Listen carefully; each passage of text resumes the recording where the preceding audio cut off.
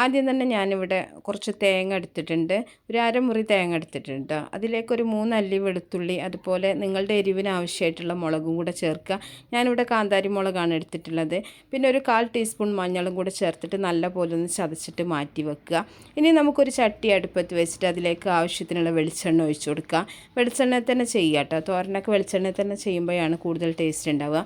ഇനി ഒരു 1/2 ടീസ്പൂൺ കടുകിട്ടിട്ട് നല്ലപോലെ ഒന്ന് പൊട്ടി വരുന്ന സമയത്ത് നമുക്കിതിലേക്ക് കറിവേപ്പില ചേർത്ത് കൊടുക്കാം. അപ്പോൾ നിങ്ങൾക്ക് ഇതിൻ്റെ കൂടെ വേണമെങ്കിൽ വറ്റൽമുളക് വേണമെങ്കിൽ ചേർത്ത് കൊടുക്കാം കേട്ടോ. ഞാൻ കാന്താരി മുളക് ചേർത്തത് കാരണം തന്നെ അത്യാവശ്യം എരിവുണ്ടാവും, അതുകൊണ്ട് ഞാൻ വറ്റൽമുളക് ചേർക്കണില്ല.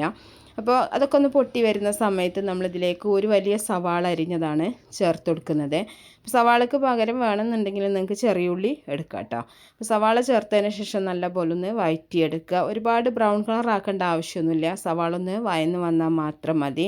അപ്പോൾ സവാള ഒന്ന് വഴന്ന് വരാൻ വേണ്ടിയിട്ട് നമുക്കിതിലേക്ക് കുറച്ച് ഉപ്പൊന്ന് ചേർത്ത് കൊടുക്കുക. അപ്പോൾ ആദ്യം നമുക്ക് കുറച്ച് ചേർത്ത് കൊടുത്താൽ മതി, പിന്നെ നമുക്ക് ലാസ്റ്റ് വേണമെങ്കിൽ ഉപ്പ് പാകത്തിന് അതിനനുസരിച്ചിട്ട് ചേർക്കാം കേട്ടോ.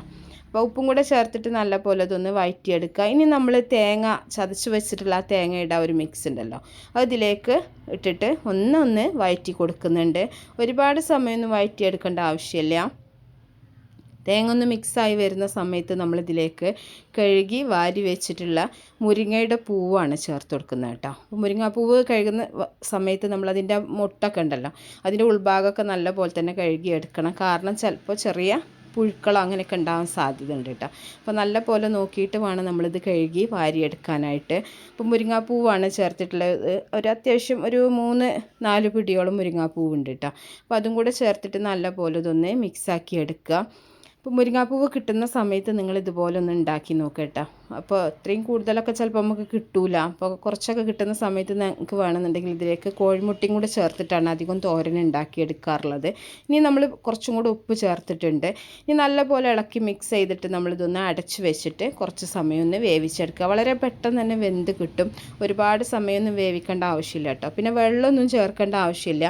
ഇത് ഈ ഒരു ആവിയിൽ കടന്നിട്ട് തന്നെ നല്ല പോലെ തന്നെ കുക്കായി കിട്ടും. അപ്പോൾ കുറച്ച് സമയം ഒന്ന് അടച്ച് വെച്ചിട്ട് വേവിച്ചെടുക്കുക. അതിനുശേഷം തുറന്നിട്ട് നമ്മളൊന്നും കൂടെ ഒന്ന് ഇളക്കി മിക്സ് ചെയ്ത് കൊടുക്കുക.